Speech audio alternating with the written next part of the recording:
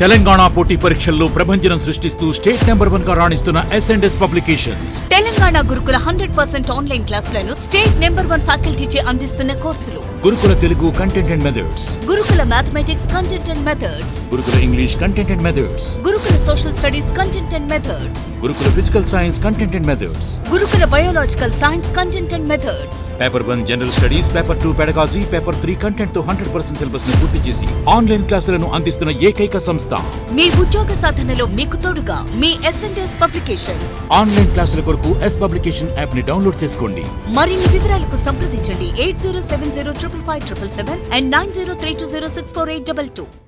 Welcome to S&S publications. So April 2023కి సంబంధించి roundup అంశాలన్నీ కూడా మనం ఈ సెషన్లో చూద్దాం. సో ముందుగా అంతర్జాతీయ సంస్థలు, రైట్. సో ఏమేమి అంతర్జాతీయ సంస్థలు మనకు ఈ నెలలో వార్తల్లో ఉన్నాయో చూద్దాం ఒకసారిగా. First of all, India United nations సంబంధించిన గణాంక వ్యవస్థ, స్టాటిస్టికల్ బాడీ, దీనికి ఎన్నికైంది. మరి ఇటీవలి కాలంలో భారతదేశము పెద్ద ఎత్తున డిఫరెంట్ ఆర్గనైజేషన్స్కి ఎన్నికవుతా ఉన్నది. సో మనం వ్యాసనర్ అరేంజ్మెంట్కి నేతృత్వం వహిస్తూ ఉన్నాం.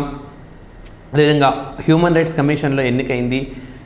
అండ్ ఇలా చాలా ఆర్గనైజేషన్స్లో ఎన్నికైంది. అందులో భాగంగా స్టాటిస్టికల్ బాడీ, ఐక్యరాజ్యసమితికి సంబంధించిన గణాంక సంస్థ కూడా ఎన్నికైంది. సో భారత సభ్యత్వము జనవరి 1, 2024 స్టార్ట్ అవుతుంది. అండ్ 4 సంవత్సరాల పాటు భారత సభ్యత్వాన్ని ఇందులో కలిగి ఉంటుంది. 24, 25, 26, 27 4 సంవత్సరాల పాటు కలిగి ఉంటుంది. సో ఇది అంతర్జాతీయ సంస్థల్లో మనకు స్టాటిస్టికల్ బాడీ, గణాంక సంస్థ సభ్యత్వం. అంటే భారత గణాంక సంస్థ ఇందులో దీనికి ప్రాతినిధ్యం వహిస్తూ ఉంటుందన్నమాట. భారతదేశం తరఫున ప్రాతినిధ్యం, రిప్రజెంటేషన్గా ఉంటుంది. భారత గణాంక సంస్థను ఏ సంవత్సరంలో ఎస్టాబ్లిష్ చేశారంటే 2005లో ఎస్టాబ్లిష్ చేశారు. నెక్స్ట్, మరి world banks logistics performance index release చేసింది, మౌలిక సదుపాయాలకు సంబంధించింది. మరి వాషింగ్టన్ కేంద్రంగా పనిచేసే ఈ వరల్డ్ బ్యాంక్ రిలీజ్ చేసిన ర్యాంకింగ్లో ఇండియా ప్రస్తుతం 38th ర్యాంక్లో ఉన్నది. గతేడాది భారతదేశం 44th ర్యాంక్లో ఉండింది. మరి ఈ జాబితాలో తాజాగా అగ్రస్థానంలో ఉన్న దేశం ఏది అని అంటే సింగపూర్ ఉన్నది.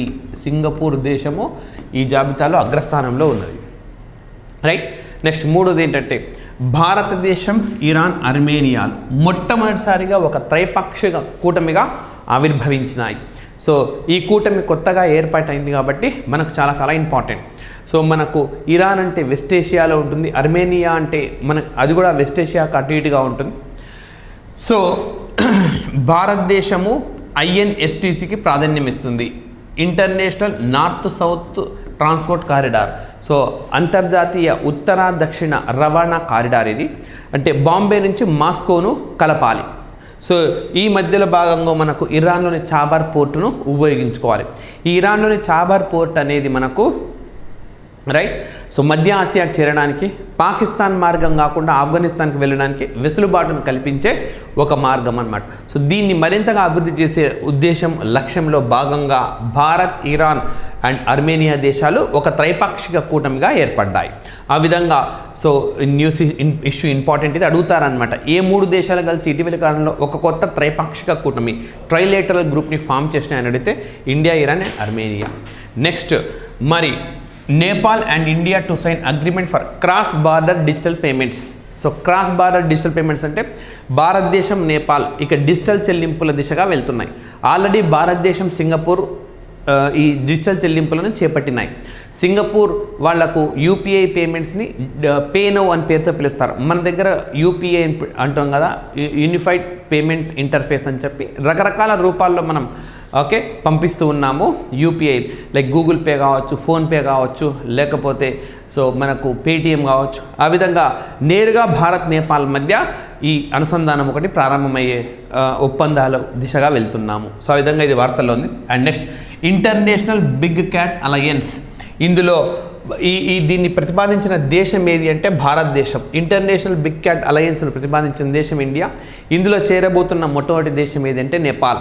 మరి ఇంటర్నేషనల్ బిగ్ క్యాట్ అలయన్స్ ఏ జంతువులను పరిరక్షించేందుకు ఉద్దేశించింది అని అంటే మనకు టైగర్, చీతా, అదేవిధంగా మనకు లెపార్డ్, స్నో లెపార్డ్,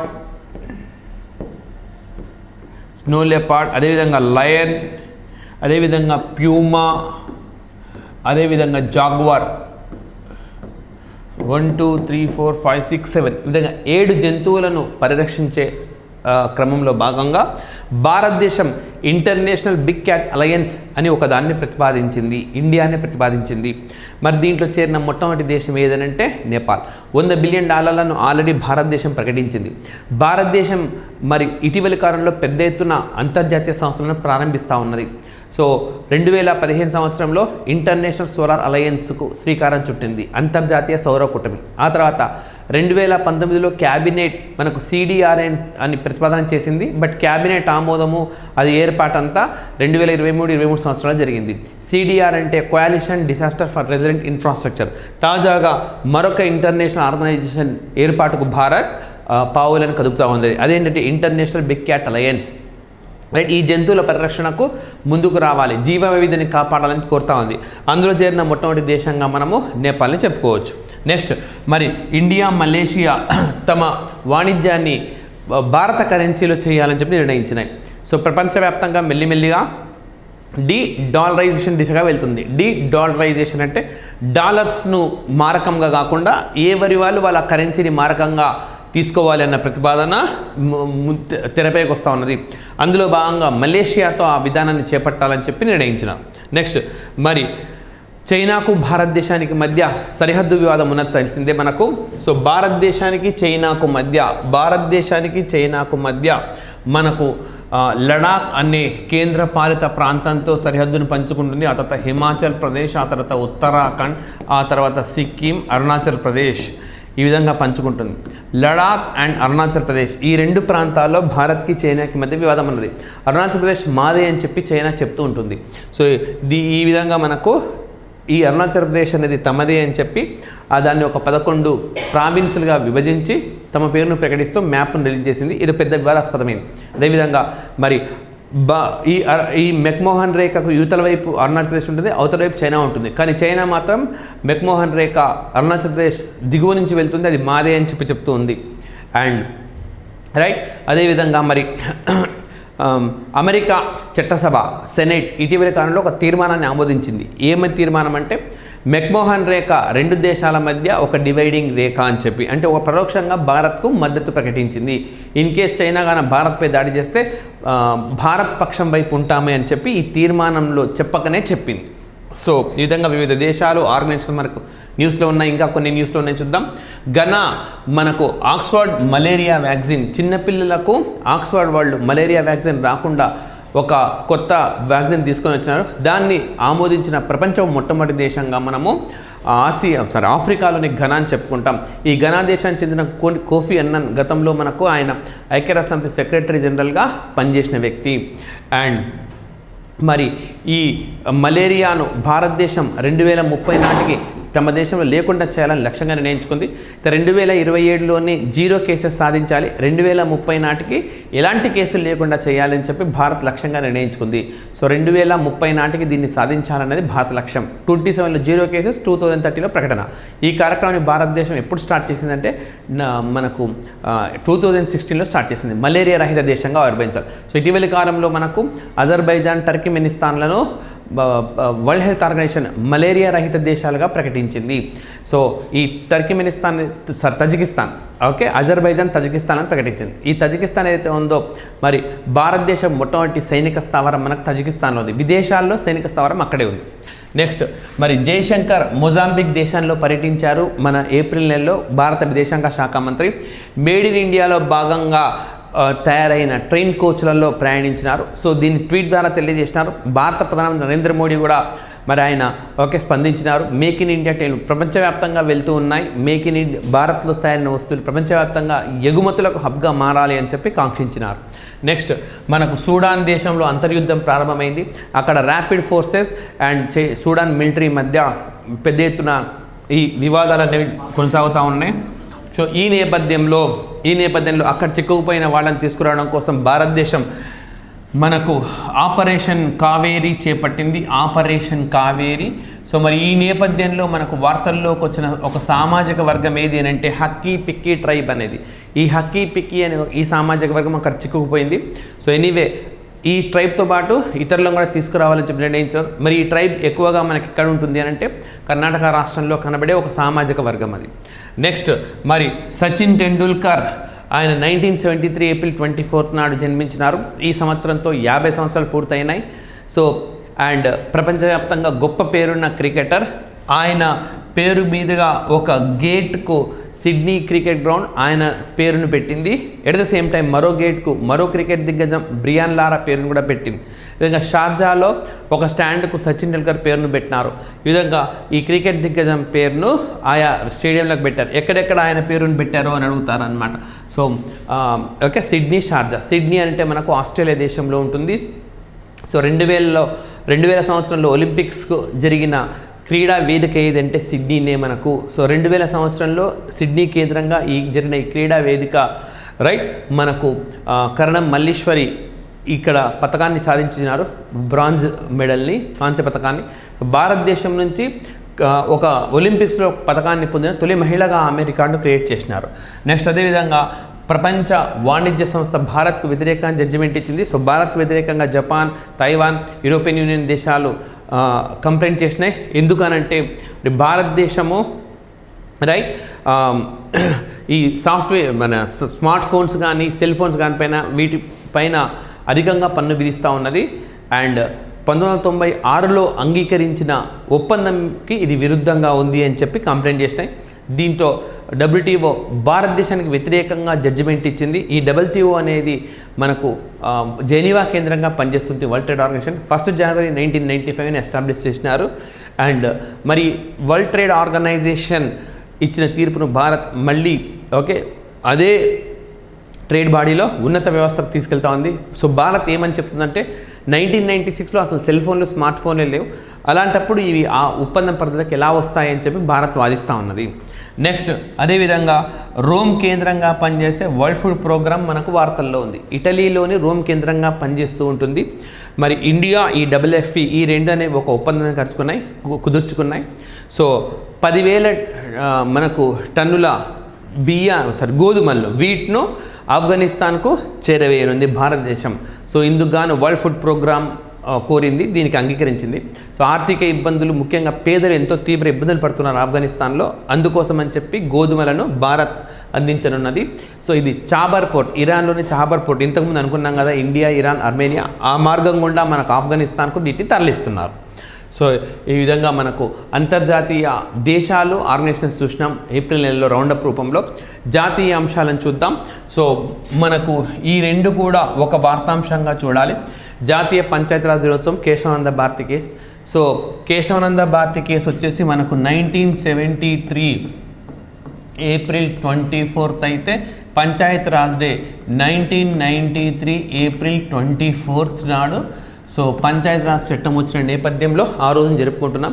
సో భారత రాజ్యాంగంలో 243 ఆర్టికల్స్ 243 వరకు చేర్చినారు పంచాయతీరాజ్లకు సంబంధించి. మరి అదేవిధంగా 11వ భాగాన్ని చేర్చినారు. అదేవిధంగా 11వ షెడ్యూల్ చేర్చినారు పంచాయతీ విధులకు సంబంధించింది. అండ్ రైట్ ఈ విధంగా పంచాయతీ వ్యవస్థ అనేది ఆవిర్భవించింది భారతదేశంలో. పంచాయతీలలో SC, ST, OBCతో పాటు మహిళలకు కూడా రిజర్వేషన్ ఉంటుంది. 20 రాష్ట్రాలు దాదాపుగా 50% రిజర్వేషన్ ఇచ్చినాయి. మరి కంపల్సరీ ఇవ్వాల్సిన రిజర్వేషన్ 33%. అలా రిజర్వేషన్ ఇవ్వని ఏకైక రాష్ట్రం పంచాయతీల్లో అయితే నాగాల్యాండ్ ఉన్నది. సో చాలా ఇంపార్టెంట్ ఇది. అండ్ అదేవిధంగా మనకు ఏప్రిల్ 24 ఇదే రోజున 1973లో మనకు కేశవానంద భారతి కేసు అనేది జడ్జిమెంట్ వచ్చి 50 సంవత్సరాలు పూర్తయింది. 13 మంది సభ్యులతో కూడిన ధర్మాసనం దీన్ని విచారించింది. భారతదేశ న్యాయ చరిత్రలోనే ఇంత సుదీర్ఘమైన బెంచ్ అనేది మరొకటి లేదు. అండ్ అదేవిధంగా కంటిన్యూస్గా 68 రోజుల పాటు ఈ విచారణ అనేది కొనసాగింది. ఇంత సుదీర్ఘంగా ఎలాంటి విరామం లేకుండా విచారణ కొనసాగిన కేసుకై చెప్తారు. సో మరి మౌలిక అంశాలు, బేసిక్ స్ట్రక్చర్ని మొట్టమొదటిసారిగా సిద్ధాంతం రూపంలో తీసుకొని వచ్చింది ఇక్కడే అని చెప్పొచ్చు. అండ్ నెక్స్ట్ అదేవిధంగా ఏప్రిల్ 20, 21 తేదీలలో ఏప్రిల్ 2021 నాడు గ్లోబల్ బుద్ధిస్ట్ సమ్మిట్, సో బౌద్ధ మతానికి సంబంధించిన ప్రపంచ సమావేశం మనకు నిర్వహించినారు. అండ్ సో దీన్ని మనకు ప్రపంచవ్యాప్తంగా శాంతి విలసిల్లాలని చెప్పి ప్రతి వ్యవస్థ, ప్రతి మనిషి, ప్రతి దేశము దీనికోసం కృషి చేయాలి అని చెప్పి సూచించినారు. న్యూఢిల్లీ డిక్లరేషన్ కూడా వెలువడింది. 2023లో న్యూఢిల్లీ డిక్లరేషన్ దేనికి సంబంధించింది అని అంటే బౌద్ధ మతానికి సంబంధించింది. అదేవిధంగా 2022లో న్యూఢిల్లీ డిక్లరేషన్ మాత్రం ఐక్యరాజ్యసమితి భద్రతా మండలికి సంబంధించిన కౌంటర్ టెర్రరిజం సమావేశానికి సంబంధించింది. నెక్స్ట్ మరి కేంద్ర క్యాబినెట్ ఇటీవలే నేషనల్ క్వాంటమ్ మిషన్కు ఆమోదం తెలిపింది. రూపాయలు 6,003 కోట్లు దీనికి కేటాయించినారు. సో ఈ క్వాంటమ్ మిషన్తో ఇప్పుడున్న కంప్యూటర్ల వేగానికి మించిన కంప్యూటర్ వేగం వస్తుంది. సో ఈ క్వాంటమ్ మిషన్ 2031 నాటి వరకు ఇది చెల్లుబాటు అవుతుంది. అండ్ వైద్య రంగంలో అదేవిధంగా విపత్తులకు సంబంధించిన ముందస్తు సమాచార సేకరణలో అత్యంత శాస్త్రీయంగా, అత్యంత వేగంగా సమాచారాన్ని తెలుసుకునేందుకు వీలు కల్పించేది నేషనల్ క్వాంటమ్ మిషన్గా చెప్పుకోవచ్చు. సో దీనికి కేంద్ర క్యాబినెట్ 6,003 కోట్లను కేటాయించింది. నెక్స్ట్ మరి national highway authority of India Nagarjunasagar Srisailam tiger reserve ఒక ఒప్పందానికి వచ్చినాయి. ఈ ఒప్పందం మేరకు ఫాస్టాగ్ అనేది నాగార్జునసాగర్ శ్రీశైలం టైగర్ రిజర్వ్లో కూడా అప్లికబిలిటీ ఉంటుంది. సో ఫాస్టాగ్ ద్వారానే చెల్లింపులు అనేవి చేస్తారు. Next IIT Mumbai and UIDAI అంటే unique identification development authority of India. So వీళ్ళు ఆధార్ కార్డు ఇచ్చే వ్యవస్థ, వీళ్ళిద్దరు కలిసి టచ్లెస్ బయోమెట్రిక్ సిస్టమ్ అంటే స్పర్శరహిత బయోమెట్రిక్ సిస్టమ్ను డెవలప్ చేసేందుకు అంగీకారం కుదుర్చుకున్నాయి. స్పర్శరహిత అంటే మామూలుగా అయితే ఇప్పుడు మనం ఫింగర్ ప్రింట్స్ ఇస్తున్నాం కదా, అసలు టచ్ చేయకుండా మనిషి నిలబడితేనే క్యాప్చర్ చేసేస్తుంది. ఆ విధంగా ఐఐటి బాంబే ఏదైతే ఉన్నదో అది science and technology research organisation కాబట్టి వాళ్ళు పరిశోధనకు సంబంధించిన సహాయాన్ని వీళ్ళకి అందిస్తారు. సో చాలా ఇంపార్టెంట్. యుఐడిఏఐ మరి బయోమెట్రిక్ టచ్లెస్ బయోమెట్రిక్ సంబంధించింది ఏ ఆర్గనైజేషన్తో ఒప్పందాన్ని కుదుర్చుకున్నదంటే IIT Mumbai. Next Kurmi organisation అనే ఒక సామాజిక వ్యవస్థ. సో వీళ్ళు వెస్ట్ బెంగాల్లో పెద్ద ఎత్తున ధర్నాకు దిగినారు. వీళ్ళ ప్రధాన డిమాండ్ ఏంటి అని అంటే 2 డిమాండ్లు వీళ్ళు ప్రస్తావించినారు. ఒకటి, తమను ఎస్టీ జాబితాలోకి చేర్చాలి, ఆ ప్రయోజనాలను తమ కూడా విస్తరింపచేయాలని చెప్పి డిమాండ్ చేస్తూ ఉన్నారు. రెండోది ఏంటంటే తమ భాషను 8th షెడ్యూల్లో తీసుకువెళ్ళాలి అని. 8th schedule. సో ఈ రాజ్యాంగంలో షెడ్యూల్లో ఉంటే సివిల్ సర్వీస్ పరీక్ష ఆ భాషలో రాసేందుకు వీలుంటుంది. కేంద్రం ఇచ్చే వివిధ రకాల సాహిత్య అవార్డులన్నీ ఈ భాషలో వాళ్ళకు మాత్రమే ఇస్తారు. ఈ విధంగా బహుళ ప్రయోజనాలు పార్లమెంట్ వ్యవస్థల్లో కూడా ఆ భాషలో మాట్లాడేందుకు వీలు ఉంటుంది. ఈ విధంగా మనకు కుర్మి ఆర్గనైజేషన్ వెస్ట్ బెంగాల్ రాష్ట్రంలో పెద్ద ఎత్తున ధర్నాకు ఉపక్రమించడంతో అడుగుతారనమాట. సో వెస్ట్ బెంగాల్లో, జార్ఖండ్లో, ఛత్తీస్గఢ్లో కూడా వీళ్ళు ఉన్నారు. ఒరిస్సా రాష్ట్రంలో కూడా ఉంటారు. అండ్ నెక్స్ట్ మరి ఆమ్ ఆద్మీ పార్టీ జాతీయ స్థాయి పార్టీ హోదాను పొందింది. అదేవిధంగా ఎట్ ద సేమ్ టైం మనకు సిపిఐ, అదేవిధంగా వెస్ట్ బెంగాల్లో మనకు తృణమూల్ కాంగ్రెస్ అయితే ఉందో అది జాతీయ హోదాను కోల్పోయింది. అదేవిధంగా Nationalist Congress Party Sharad Pawar నేతృత్వంలోని పార్టీ అది కూడా జాతీయ హోదాను కోల్పోయింది. సో కోల్పోయినవి ఎన్సీపీ, టీఎంసీ అండ్ సిపిఐ ఈ 3 పార్టీలు జాతీయ హోదాను కోల్పోయినాయి.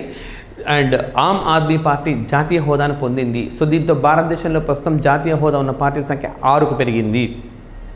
ఎవరిస్తారు ఈ మొత్తం జాతీయ హోదా అంటే ఎన్నికల సంఘానికి ఉన్న అధికారం అది. నెక్స్ట్ అదేవిధంగా స్వలింగ వివాహాలకు సంబంధించి ఒక రాజ్యాంగ బెంచ్ని ఏర్పాటు చేసినారు. సో మరి 5 సభ్యులతో కూడిన బెంచ్ అనేది ఏర్పాటైంది. 5 సభ్యులతో కూడిన బెంచ్ని ఏర్పాటు చేయడం అనేది ఏ ఆర్టికల్ ప్రకారం జరుగుతుందంటే ఆర్టికల్ 145 క్లాస్ 3 ప్రకారం జరుగుతూ ఉంటుంది.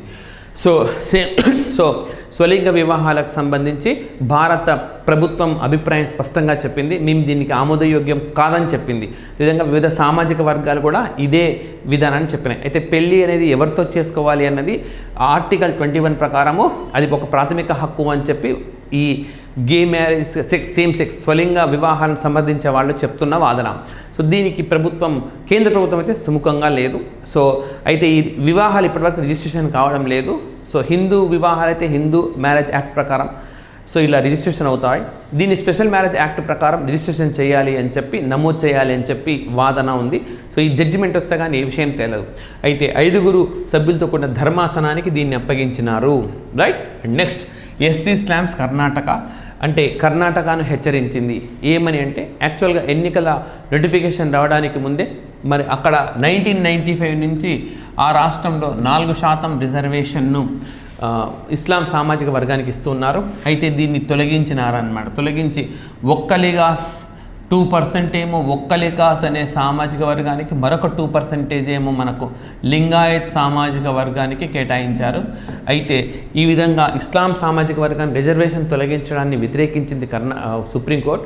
సో దీనిపై హెచ్చరించింది. అయితే స్టే అయితే ఇవ్వలేదు. ఎట్ ద సేమ్ టైం ఒక్కలిగాస్ లింగాయత్లకు ఇచ్చే రిజర్వేషన్ పై మాత్రం స్టే విధించింది. ఇప్పుడే ఇవ్వద్దు, ఎన్నికల ప్రక్రియ కావాలి కదా అని చెప్పింది. సో ఈ విధంగా మన కర్ణాటక రాష్ట్రం కూడా వార్తల్లో ఉంది. Next, justice Ranganath Mishra commission 2007-8 సంవత్సరాలలో అప్పటి భారత ప్రభుత్వం అపాయింట్ చేసింది.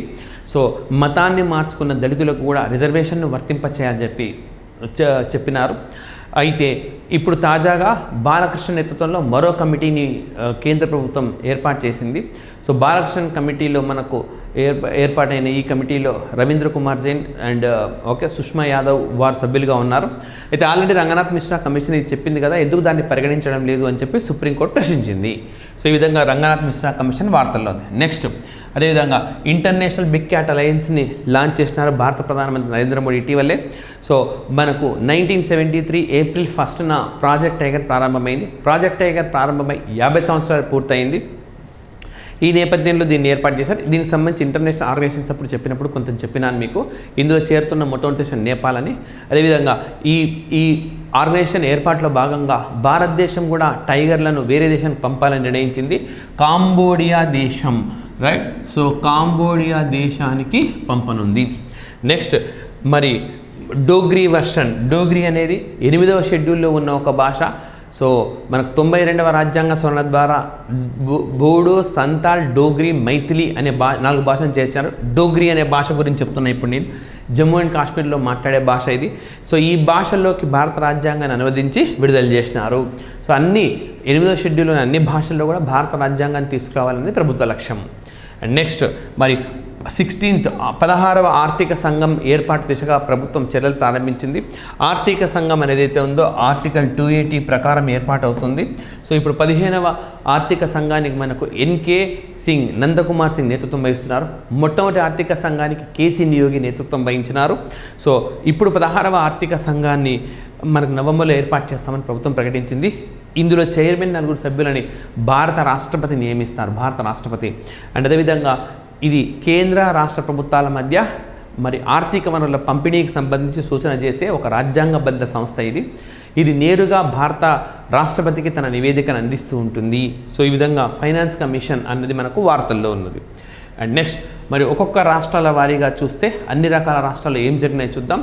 సో వైబ్రెంట్ విలేజ్ ప్రోగ్రామ్ కిబితు గ్రామంలో భారత హోంశాఖ మంత్రి అమిత్ షా ప్రారంభించినారు. సో మనకు చైనాతో సరిహద్దున్న లడాక్, అదేవిధంగా మనకు హిమాచల్ ప్రదేశ్, అదేవిధంగా ఉత్తరాఖండ్, అదేవిధంగా సిక్కిం, అదేవిధంగా అరుణాచల్ ప్రదేశ్. సో ఈ మొత్తం ప్రాంతాల్లో వైబ్రెంట్ విలేజ్ ప్రోగ్రామ్ ఇక్కడ మౌలిక వసతులు డెవలప్ చేస్తారు. Cell phone communication systems develop చేస్తారు. ఇంటర్నెట్ కమ్యూనికేషన్ సిస్టమ్ డెవలప్ చేస్తారు. రోడ్లు, లైట్స్, అదేవిధంగా మనకు వాటర్ ఫెసిలిటీ. ఈ విధంగా చైనాతో సరిహద్దు ఉండే గ్రామాలలో ఈ సదుపాయాలను పెంపొందించడం ద్వారా మరి చైనా అటాక్ చేసినా కూడా వేగంగా అక్కడ చేరేందుకు వీలుంటుంది. అయితే ఈ వైబ్రెంట్ విలేజ్ ప్రోగ్రామ్ని ఇటీవలి కాలంలో మనకు PM గతిశక్తిలో విలీనం చేశారు. PM గతిశక్తి, రైట్.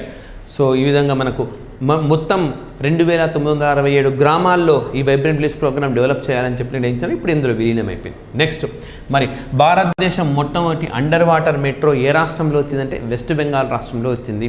మరి ఈ అండర్ వాటర్ మెట్రో వెస్ట్ బెంగాల్లో వచ్చింది. అండ్ వాటర్ మెట్రో ఎక్కడ వచ్చిందంటే కేరళలో వచ్చింది. అండ్ వాటర్ ట్యాక్సీ ఎక్కడ వచ్చిందంటే ముంబైలో వచ్చింది. అత్యంత లోతున మెట్రో స్టేషన్ ఎక్కడొచ్చిందంటే పూణేలో వచ్చింది. అండ్ అత్యంత పొడవైన వయాడక్ట్ మెట్రో రోడ్డు ఉండే బ్రిడ్జి ఎక్కడొచ్చింది అని అంటే నాగ్పూర్లో వచ్చింది. సో ఈ మెట్రోకి సంబంధించిన ఈ అంశాలన్నీ కూడా మనం కంపల్సరీ గుర్తుపెట్టుకోవాలి. నెక్స్ట్, మరి మాంగ్రూవ్ పిట్టా బర్డ్స్ ఎంత సంఖ్యలో ఉన్నాయి అని చెప్పి మరి గణన చేపట్టారు. ఇది ఒరిస్సా రాష్ట్రంలో చేపట్టారు. సో ఒరిస్సాలోని 2 జిల్లాల్లో ఈ కార్యక్రమం అనేది జరుగుతుంది. మాంగ్రూవ్ పిట్టా అనే దీని గణన ఏ రాష్ట్రంలో చేపట్టారు మొదటిసారిగా అంటే ఒరిస్సా రాష్ట్రంలో అని చెప్పాలి. నెక్స్ట్, మరి తమిళనాడు అసెంబ్లీ ఒక ఫ్యాక్టరీస్ చట్టాల్లో మార్పులు చేస్తూ ఒక తీర్మానాన్ని ఆమోదించింది, ఒక బిల్లును ఆమోదించింది. మరి ఇదేం చెప్తుంది అని అంటే రోజుకు 12 గంటల పని. సో 12 గంటలు 4 రోజుల పాటే, 12 into 4 48 అవర్స్ అనమాట కంప్లీట్గా. సో 3 రోజులు సెలవు ఉంటుంది. అదే మామూలుగా అయితే 6 రోజుల working days, 6 into 8 48 days, 48 hours. అలా అయినా 48, ఇలా 48. సో ఇలా కూడా చేసుకోవచ్చు, 3 days హాలిడే తీసుకోవచ్చు అని చెప్పి ఒక వెసులుబాటును కల్పిస్తూ తీసుకుని వచ్చిన బిల్లు. నెక్స్ట్, భారతదేశంలో మొట్టమొదటి డిజిటల్ మ్యూజియం అండ్ మొట్టమొదటి వాటర్ మెట్రోను భారత ప్రధానమంత్రి నరేంద్ర మోడీ మన కేరళలో ప్రారంభించినారు. సో ఈ డిజి సైన్స్ అనేది 2025 నాటికి పూర్తవుతుంది. సో భారతదేశంలో మొట్టమొదటి డిజి సైన్స్ కానున్నది, మ్యూజియం కానున్నది. నెక్స్ట్, అదేవిధంగా కేరళ రాష్ట్రంలో ఒక పంచాయతీ ఒక క్రీడా మైదానం కార్యక్రమాన్ని ప్రారంభించినారు. ప్రతి పంచాయతీలో ఒక క్రీడా మైదానం ఉంటుంది. సో పిల్లల మానసిక వికాసం కోసం ఈ నిర్ణయం తీసుకుంది కేరళ ప్రభుత్వం. నెక్స్ట్, మరి కేరళలో మొట్టమొదటిసారిగా నీటికి సంబంధించి ప్రత్యేక బడ్జెట్ రూపొందించారు. ఈ గంట దక్కించుకున్న భారతదేశం మొట్టమొదటి రాష్ట్రంగా మనకు కేరళ నిలిచింది. అండ్ నెక్స్ట్, అదేవిధంగా భారతదేశంలో మొట్టమొదటిసారిగా 3D ప్రింట్ చేసిన పోస్ట్ ఆఫీస్ బెంగళూరు నగరంలో ప్రారంభించినారు. సో 3D అంటే ఏ విధంగా వస్తుంది ఇది అని అంటే, మనకు తెలిసింది ఏదైనా బొమ్మ వేస్తే మనం కంప్యూటర్లో ప్రింట్ తీస్తే ప్రింట్ వచ్చేస్తుంది. సో ఇక్కడ కూడా ఏం చేస్తారంటే అవుట్లైన్స్ అంతా మొత్తం కట్టేస్తారనమాట. అంటే ఒక భవనం అయితే కార్నర్స్ అన్ని కట్టేసి ఒక నాళాల లాంటి నిర్మాణం కట్టేసి పోత పోస్తారు. దాంట్లో సిమెంటు, ఆ మిక్చర్ ఉంటుంది, కాంక్రీట్ మిక్చర్ అంటాం. ఆ మిక్చర్ని వేసేసి యాస్టిస్గా దాన్ని తొలగించేస్తారు. సో తక్కువ ఖర్చుతోటి, తక్కువ వ్యయంతో అండ్ అత్యంత నాణ్యతతో కూడినది తయారవుతుంది ఇల్లు. ఆ తరహా పోస్ట్ ఆఫీస్ మనకు మొదట ఎక్కడ వచ్చింది? బెంగళూరులో వచ్చింది. నెక్స్ట్, మరి దివ్యాంగులకు 4 పదోన్నతుల్లో ప్రమోషన్స్లో 4% రిజర్వేషన్ను ఇటీవల ప్రకటించిన రాష్ట్రం ఏదంటే మహారాష్ట్ర. నెక్స్ట్, అదేవిధంగా భారతదేశంలో యాపిల్ సంస్థ తన డైరెక్ట్గా ప్రత్యక్షంగా తన ఫోన్లు కానీ ఇతర ఎలక్ట్రానిక్ పరికరాలను అమ్మేందుకు ప్రత్యక్షంగా స్టోర్ని ఎక్కడ ఓపెన్ చేసిందంటే ముంబైలో. సో రెండవది ఎక్కడ ఓపెన్ చేయబోతుందంటే ఢిల్లీలో. నెక్స్ట్, అదేవిధంగా మనకు MGNREGA, ఈ MGNREGA పథకంలో భాగంగా అతి ఎక్కువగా పని రోజులను కల్పించిన రాష్ట్రంగా రాజస్థాన్ అగ్రస్థానంలో వచ్చింది. వరుసగా రాజస్థాన్ అగ్రస్థానంలో ఉండడం ఇది 4వసారి, 4th టైం అన్నమాట. సో అదేవిధంగా మరి ఓకే, ఈ MGNREGA పథకం వాళ్ళకు సంక్షేమ కార్యక్రమాన్ని అమలు చేసిన భారతదేశం మొట్టమొదటి రాష్ట్రం ఏది అని అంటే మాత్రం మనము కేరళ రాష్ట్రం అని చెప్పాలి. మరి అదేవిధంగా ఏషియా కింగ్గా ఉండే వల్చర్స్కు వాటి సంరక్షణ కోసము బ్రీడింగ్ సెంటర్ను ఏ రాష్ట్రంలో మొట్టమొదటిసారిగా ఏర్పాటు చేస్తున్నట్టే ఉత్తరప్రదేశ్ రాష్ట్రంలో ఏర్పాటు చేయబోతున్నారు. మహారాజ్గంజ్ అని చెప్పి ఆ జిల్లాలో ఏర్పాటు చేయబోతున్నారు. ఇది మొట్టమొదటిది అనమాట, ప్రపంచంలోనే ఇది మొట్టమొదటిగా చెప్పుకోవచ్చు. అదేవిధంగా మరి 2030 నాటికి ప్రభుత్వ శాఖల్లో అన్నింట్లో కూడా ఎలక్ట్రిక్ వాహనాలను అందుబాటులోకి తీసుకురావాలి అని చెప్పి నిర్ణయించిన రాష్ట్ర ప్రభుత్వం ఏదనంటే ఉత్తరప్రదేశ్ రాష్ట్ర ప్రభుత్వము. రైట్. అండ్ కొన్ని ఆర్థిక అంశాలను చూద్దాము.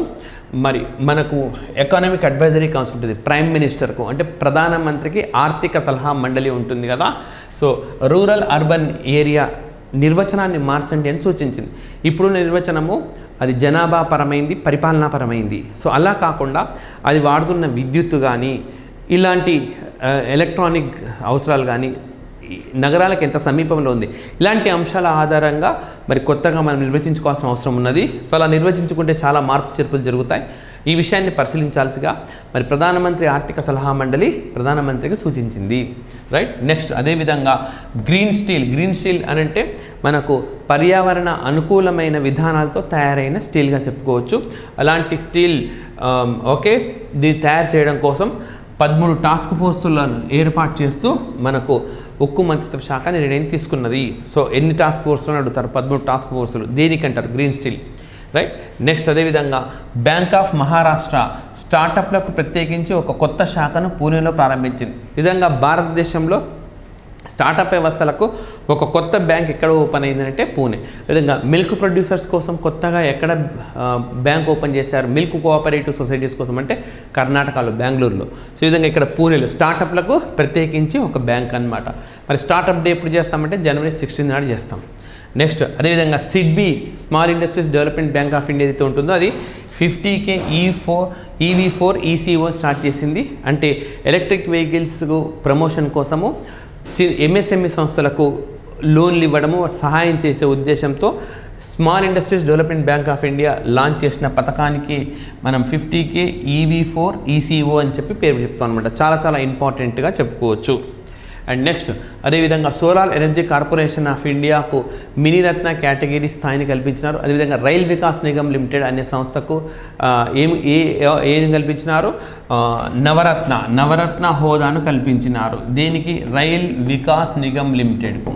అండ్ అదేవిధంగా మనకు ఈశాన్య ప్రాంతాలకు సంబంధించి marketing and logistics development for promotion of tribal products of north eastern region అనే పథకం ప్రారంభమైంది.